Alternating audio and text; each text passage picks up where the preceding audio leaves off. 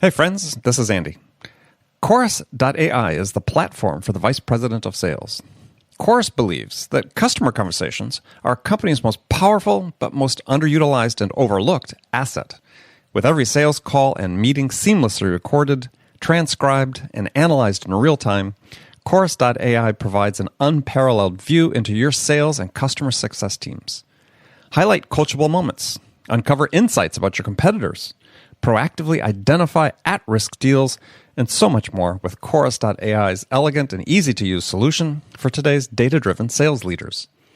And even better, reps can get started for free today and start seeing real results within the first 5 minutes simply by going to hello.chorus.ai/signup.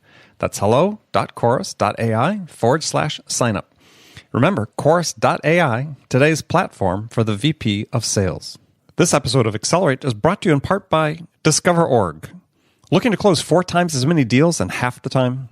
DiscoverOrg's industry-leading, human-verified sales intelligence gives you all of the data and insights like direct dials, org charts, planned projects, verified emails, and executive moves you need to stop wasting time on research and spend more time talking to the right decision-maker with the right message at the right time. Their team of 250-plus sales researchers do all the work so that you don't have to. 2,500 companies are already using DiscoverOrg to win more deals. So check them out at www.discoverorg.com. That's www.discoverorg.com.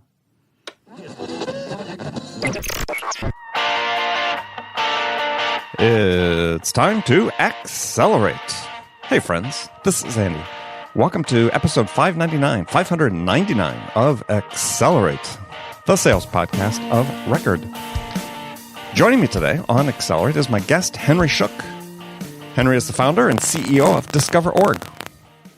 And in today's conversation, we're going to talk about how to optimize the value of the list of names that your sales team or that you yourself are using to develop new business, to prospect, call on potential customers, build relationships with new buyers. And it's no secret that every market that we sell into these days is incredibly competitive. And so there's really a requirement for sales organizations of all sizes to really amp up the sophistication of how they sell. And so we're going to talk today about how you can do that, how you can amp up your selling in order to compete with the big dogs. So if you'd like to see the show notes for this episode, go to andypaul.com/599. As always, we provide detailed breakdowns of this conversation and actually all the conversations on Accelerate. Now, before I talk with Henry, let me remind you that today's show is brought to you in part by Henry and his colleagues at DiscoverOrg. The DiscoverOrg platform is a game changer for sales and marketing professionals. This feature-rich sales intelligence platform is supported by 250-plus researchers who continually update contact data and provide account-specific insights to help sales and marketing teams break ahead of the pack. So see the product live at discoverorg.com/schedule-demo. All right, let's jump into it with Henry Schuck. Henry, welcome to Accelerate. Thanks, Andy. It's great to be here. Oh, it's a pleasure to have you here. So I've got a standard question I always lead off the interviews with, and actually maybe the last 300 interviews, I had a different standard question before, but this time, standard question is for you is in your opinion, what's the single biggest challenge that's facing sales reps today? Great question. The single biggest challenge facing sales reps today. I'm going to say the ability to connect with their buyer in a meaningful way, and I'll tell you why I say that. Sure. More and more, I see sales reps becoming younger and younger, and especially at the sort of SDR and BDR level, where a lot of companies. I hate to tell you that just because you're getting older. Yeah, it might be. They look really young to me. But we'll hire them, and we see our clients will hire sales reps, right out of college. Sure. Put them on the phones, and they'll say, go set appointments with CIOs and VPs of infrastructure and VPs of sales and VPs of marketing. And so the ability to take somebody who's right out of college or even like 1 or 2 jobs post college and then wrap their minds around the business context in general, like companies spend millions of dollars on technological tools and they spend hundreds of thousands of dollars on data and sales intelligence, and getting them to understand how the business world works in a short period of time when all they've seen is high school and college makes it not only intimidating but also very difficult to connect with a VP of sales, a VP of IT, and so they have to be able to process a lot of information in a short period of time, and then figure out the context around that information so that they're able to be experts in their small little area, and provide value to their clients and their prospects. So I think that's a tough challenge. Well, it is. So let's dive into that a little bit. I mean, what's the answer? Because this goes back a long time. My first sales job right out of college, was in the field calling on business owners, and I looked 12. Andy, I still look like 12.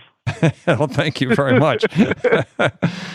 Yeah, I've got this screensaver picture on my iPhone. It's a picture of my wife and I when we were after our freshman year in college, and literally, she looks 35. I look 13. I mean, it's yeah. So there, I won't tell the other half of that story. That's the worm has turned on that one, but yeah, I always like, well, how did any of these people ever make a decision to buy from me? Because again, I look like an adolescent when we're out selling $200,000 computer systems. Yep. And so it must have been something about, well, yeah, I was able to connect at some level with them, able to understand what their concerns were and, empathize and everything you need to do to build this trust-based relationship. And I'm not sure exactly what that was, other than, somebody was asking me about this recently is part of it was just being myself. And I think that's hard for a lot of people these days. And because maybe they feel under pressure, make a lot of calls, do a lot of dials or whatever, but I just think that was part of it. And we don't let people do that as much.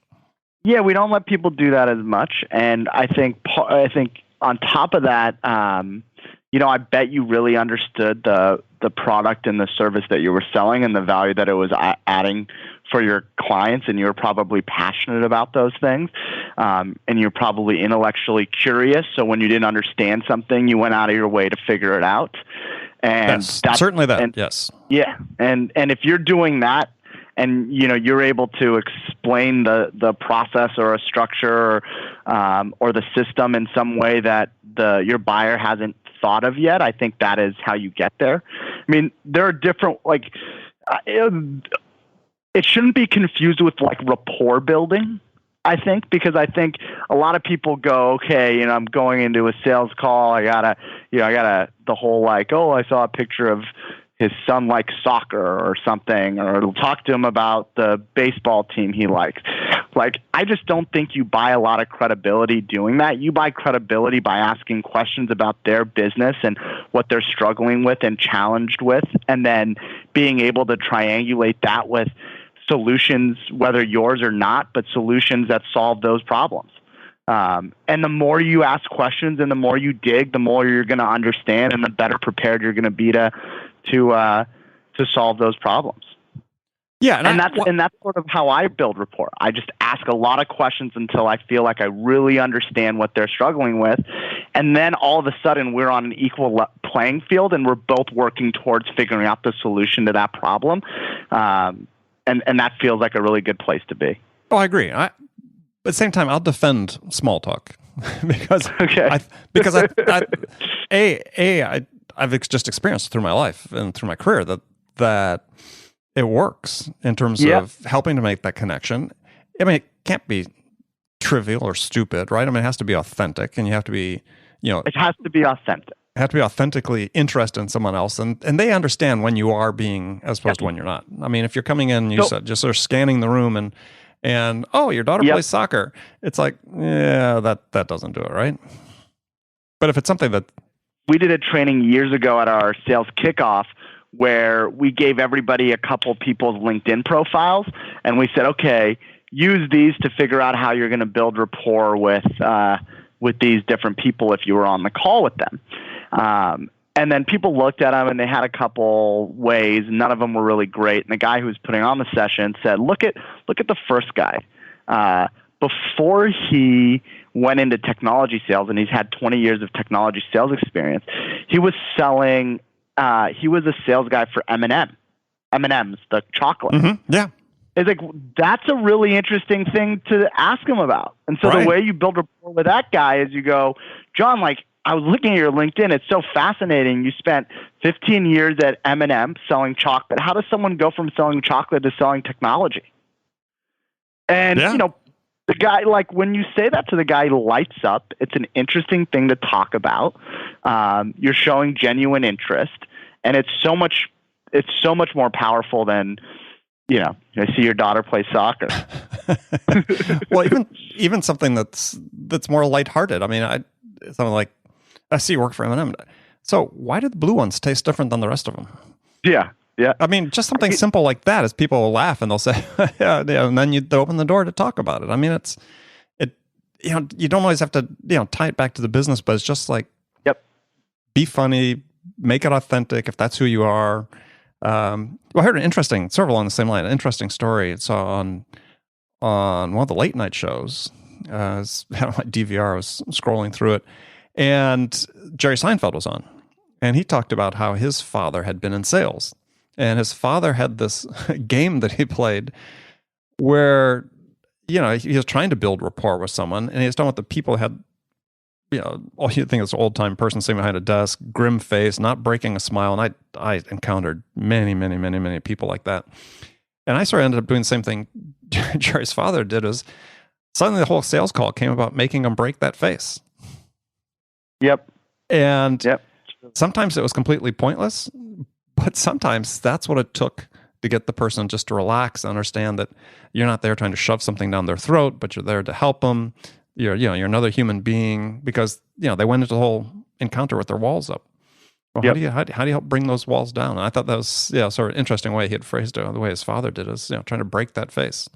Yeah, definitely. A little harder when you're on the phone, perhaps in some respects, harder when you're on the phone, because you can't see the person. Although, you know, we're pushing our reps to use webcams way more often. Oh, good.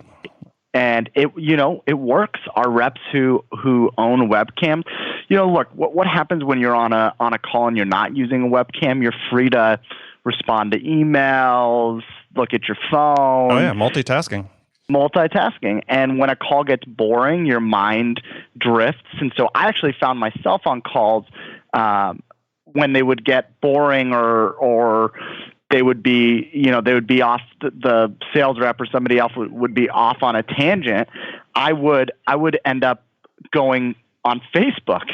And then I realized after like 4 or 5 times of doing that, it's like, what are you doing? Like, you can't there's so many better things for you to be doing than flipping through Facebook on this call. And you should probably be listening. But in the meantime, I went to IT and I said, block Facebook. Just block Facebook. None of us really need Facebook right now at work. And I'll be the first one to have it blocked. Like, block me first. And then from a habit perspective, all of a sudden, I don't really need to go to Facebook anymore. It's just not something I do. Yeah. Well, and that'd be talking about habits. So you and I were talking about this a little bit earlier before we started recording. Is that you know, we're incapable of multitasking.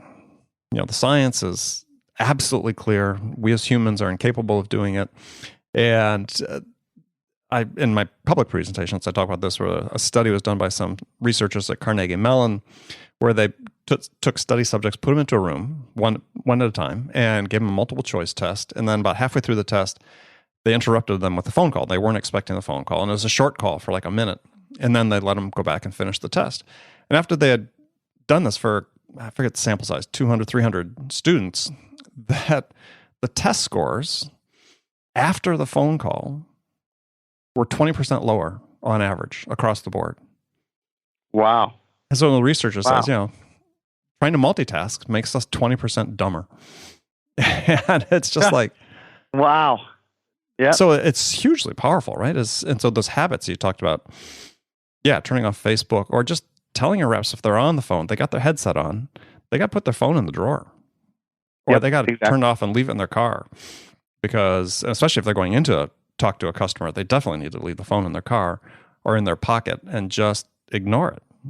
But it's so hard. I tell the story of doing it with one client, about 100 people inside sales team, about 100-person team, and I had them raise their hands because what I found is I was giving they paid a lot of money to bring me in to give them a full day workshop. Is a lot of people were on their phones. So I said, okay, who looks at their phones when you're talking to a customer? Right? Yep. If it's on the desk and get a push notification, who looks at it? And they almost all did. And it's just like, okay, you spent all this time and effort to actually be able to grab the attention, to get that prospect on the phone. And what do? You don't pay attention to them. Yeah, and I think that actually is a powerful differentiator in and of itself. Like when you're talking to a customer or a prospect and you're giving them your full attention, you never look at your phone, you're focused on them. If you think about the other interactions in their lives, most of them are interrupted by the other person looking at their phone. Sure. Or and all of a sudden you're unique in the respect that you are giving them your full attention. Yeah, I mean, again, researchers have a term for this, what they call super checkers. It's people who check their phone more than 52 times a day, I believe. and the demographic skews somewhat by age, as you might expect. So yeah, it's we have now a habit of checking our phones. Yeah, we need to now learn the habit of checking them, but not while we're talking to customers. Yeah, exactly. Yeah. Very interesting. Okay, so you have an ebook that DiscoverOrg published. That is an interesting ebook last year called Sales and Marketing Intelligence is Democratizing Growth and Driving Disruption. And in it, you talked about how there was a moment in time you found yourselves sort of stuck and you said you needed a DiscoverOrg for DiscoverOrg. Mm-hmm. And I'm sort of curious what you meant by that. Yeah, so just for listeners who don't know, DiscoverOrg is a sales intelligence tool. So what that means is we provide really accurate data on companies, contacts, and contacts technographics, so what technologies companies are using, and then intent data around what companies are searching for online, what their next projects and initiatives are likely to be, how much they're going to spend on those initiatives, and when they're going to pull the trigger on those initiatives. So you have that information, you have the technology stack, and then you have highly accurate contact information, direct dial phone numbers and emails and org charts on the different departments. So in 2015, we were putting the budget together for 2016, and we took we were really aggressive around our projections, and no matter how aggressive we could get, there was a $6 million shortfall between what the forecasted budget was and what we thought we could achieve internally. And so we sat there and thought, well, how do we make up this $6 million shortfall? And I have my entire leadership team, and the first answer is like, we can't. We've pulled every lever. We can't. Like, okay, so let's just imagine a world where you could do anything you wanted, where you had access to anything. We could spend as much money as possible to make that $6 million shortfall up. Then what do we do? And then again, my head of sales goes, we can't do it because we don't have accurate information on our accounts or our prospects in those accounts. And so here we are. It's 2015. The cobbler's kids have no shoes, right? Exactly. We're literally solving this problem for 2,000 customers around the country, some of the biggest technology companies in the world, mom and pop shops, and everything in between. We are solving that issue for them. And we weren't solving it for ourselves. And our CFO said, well, if that's the problem, then we are the most capable people in the world at solving that for ourselves. So how do we solve it? And so we said, okay, at the time, DiscoverOrg didn't cover the sales departments of companies. We covered IT, marketing, and finance. today we cover IT, marketing, finance, HR. And we said, okay, well, we need to cover sales for ourselves. So we stood up a team at DiscoverOrg, a team of researchers. One of the unique things about our company and the way that we gather data is there is a human researcher who sits in our Vancouver, Washington offices who looks at the data, who will go out and find data that you can't get through scraping or through buying data through other vendors. There's a human who works the data so that it's highly accurate and complete. And so we hired about 15 people. We trained them on what kind of companies we were looking for. And then we hired an SDR team, a sales development team behind that research. So as the researchers would build a profile on a perfect fit company for us, they'd build out who's the head of sales, who's the head of marketing, what's the direct phone number, do they use Salesforce or Marketo or HubSpot, do they have a sales intelligence initiative coming up, are they hiring salespeople? They put all this information together for us, the same thing that our group that's profiling IT departments is doing. They're doing it now just for us. And they're feeding that information to us. It feeds through Salesforce. It goes into Outreach, which is our automation tool. It goes into FrontSpin, which is our calling tool, and it sort of just feeds right into our SDR team. And we more than made up the shortfall. We actually sold $10 million of net new business through that process, making up significantly for the $6 million shortfall. And here's the thing: we spent over $1 million on that team that year. Mm-hmm. And so when I talk to prospects and they're looking for data solutions for their teams and data that they need to drive their sales and marketing campaigns, if they don't have a tool in place, then they're making a decision to build it internally, because this is a build or buy proposition. If you're making new sales, you have to have data from somewhere. And so you're either buying it from us or you're buying it from someone else, or you have decided that you're going to let your most valuable resource, your sales team, your resource that's responsible for generating new business, expanding existing business, and renewing new business, you have decided to make them your researchers, because they will be forced to build you a really bad version of DiscoverOrg. Mm-hmm. Because they have to get prospect information. They have to know who their buyers are. And so companies are making a build or buy decision. We unfortunately didn't have anywhere to buy this data from, nothing that was accurate enough for us to feed through our systems. And so we built it, and it cost us over $1 million to do, and it'll cost us slightly less than that a year to keep maintained and to add more. But it's exactly what we needed to run our sales team. Yeah, really, really interesting story, because it's not unusual, right? I mean, companies sell solutions, maybe aren't using it to the fullest extent themselves. But I mean, in that same ebook, there was an interesting quote, though. Something I wanted to explore a little further with you because it's talking about democratizing growth through the availability of data, right? That's sort of levels the playing field. But there's a quote in the ebook saying, despite the wide availability of data intelligence, many companies still cite lack of high quality account and contact data information intelligence as the top inhibitor to growth. So, and I find this is really especially true in the SMB space. The tools may be there, but there seems to be this, I almost feel like there's a broadening gap between those companies and, let's say, cutting edge sales organizations in the tech space and so on, in that they're not adopting these tools. And I was sort of curious your perspective about how do we bridge that gap? Yeah, so I think about this a lot, and one of the things that I see is there's definitely a sophistication problem from a systems and process standpoint, and so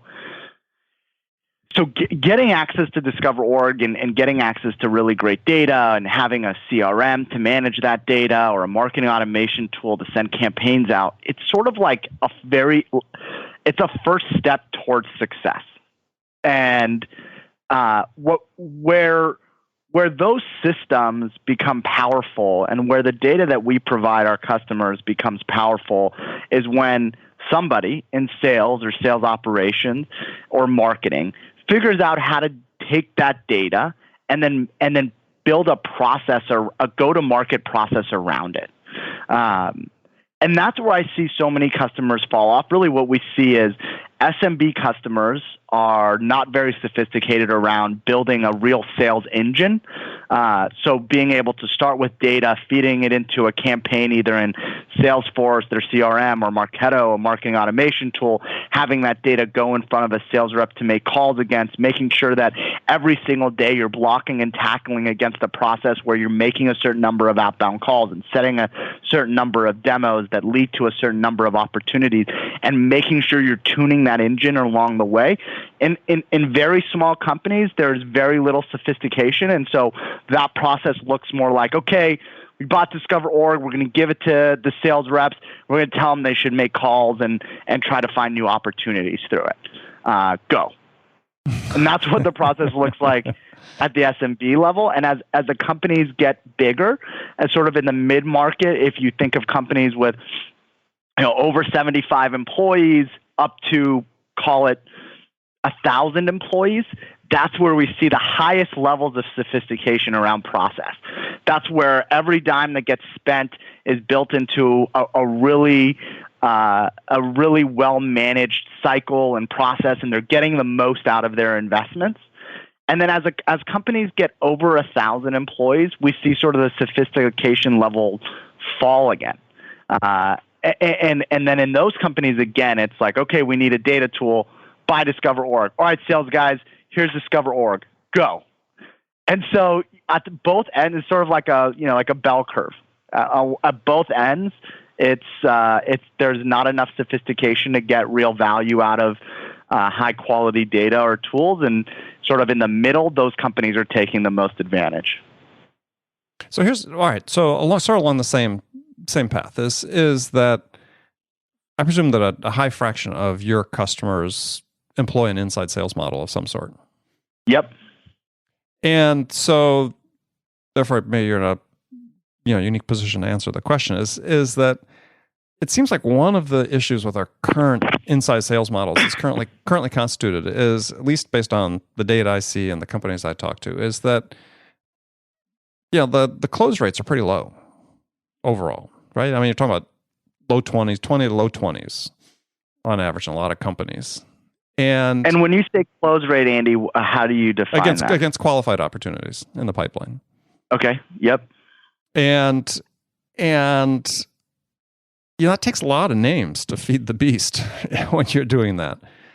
And so it seems like what I see too many companies doing is saying, well, look, if we did X million dollars last year based on this number of calls that we made and so on and so forth, the answer to growing is to make, we're going to grow 50%, we've got to make 1.5 times as many calls every day, and just sort of brute force math on it, as opposed to saying, well, really the close rate needs to change, right? We need to, I mean, I've been trying to come up with a metaphor for this. I mean, and I'm still working on it. I don't have the good one. I'm getting closer though. But it's like, it's like we have two parts of a factory making a product, or one is maybe you're making a car and you need four wheels in the car, but it takes, you have to make 100 wheels to make 4 wheels.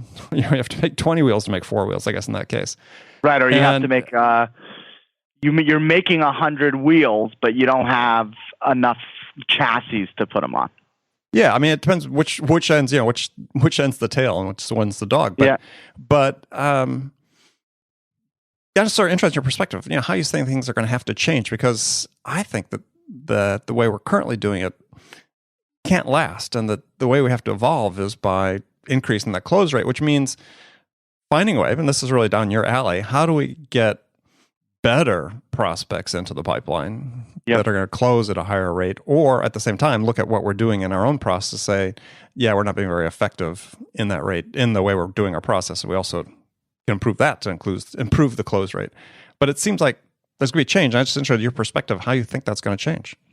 Yeah, I mean, look, when we think about the funnel, obviously there are a bunch of different places to impact it. If you're able to increase activity, that's great, and activity is the core of increasing sales. And so if the brute force math probably works, but is incredibly inefficient, right? If you want to grow sales 50%, you probably make 150% more calls, and assuming there's no variability in the people you're calling, that and the conversion rates stay the same, that you'll probably sell 50% more. Mm-hmm. It's just not a particularly efficient way to get there. And the more efficient way to get there is sort of to look at the universe of people that you're calling and say, okay, we made 100 calls, and of those 100 calls, these 25 people that we called are bad fits. They're very unlikely to buy our product. They're the wrong people at the company anyways. And so let's start filtering these out. And then let's go also at the same time say, what does our ideal customer profile look like? Who are they? Are they small companies? Are they big companies? Are they pharmaceutical companies? Are they financial services companies? Are they using a specific technology? Are they Salesforce customers? Are they Marketo customers? Are they SharePoint customers? Do they have an IBM mainframe?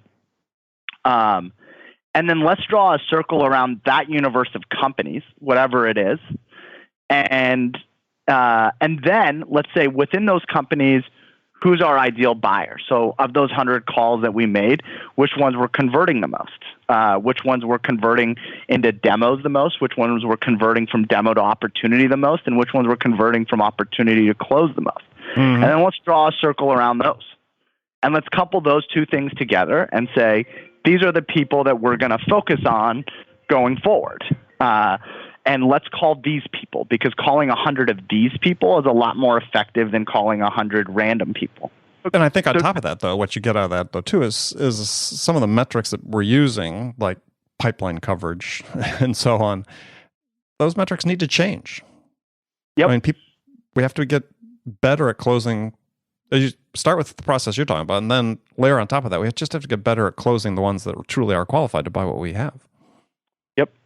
Right. And then, there's a whole element there of, are you with power, or is there a real buying need? Mm-hmm. Do you have enough coverage within the account to get something done? And, what we see a lot, or what I see a lot, unfortunately, is when we go into large accounts, we have this sort of muscle around selling into that sort of 75 to 250 employee company. When we go into large accounts, the dynamic changes significantly.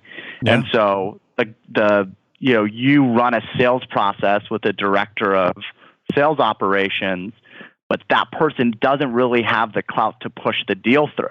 And so unless along the way you're going back and checking in with the VP or the president of the group who actually does have the clout to push in, then at procurement time, you're in trouble. And so just knowing the dynamic within your account and knowing that you have coverage across the decision makers becomes more and more important as well. Yeah. Well, very good. Unfortunately, Henry, we're just running out of time here. So tell folks how they can find out more about DiscoverOrg and connect with you. Yeah, absolutely. So DiscoverOrg.com is our website. We're on Twitter at DiscoverOrg. I'm on Twitter at Henry L. Schuck, SCHUCK. Also connect with me on LinkedIn. We have a big presence there. But also my email is just henry.schuck@DiscoverOrg.com. So would love to hear from any of the listeners if they have any other questions. So great. Well, Henry, thanks again for joining us, and thank you for being a great partner of Accelerate as well. We really appreciate it. And friends, thank you for spending this time with me today. Make sure you come back, join us for our next great episode of Accelerate. Until then, if you get a chance, I really appreciate if you go to iTunes, wherever you listen to this podcast, subscribe, leave us a review. We want to hear what we can do to make this a better experience for you. So thanks again for joining me. Until next time, this is Andy Paul. Good selling, everyone.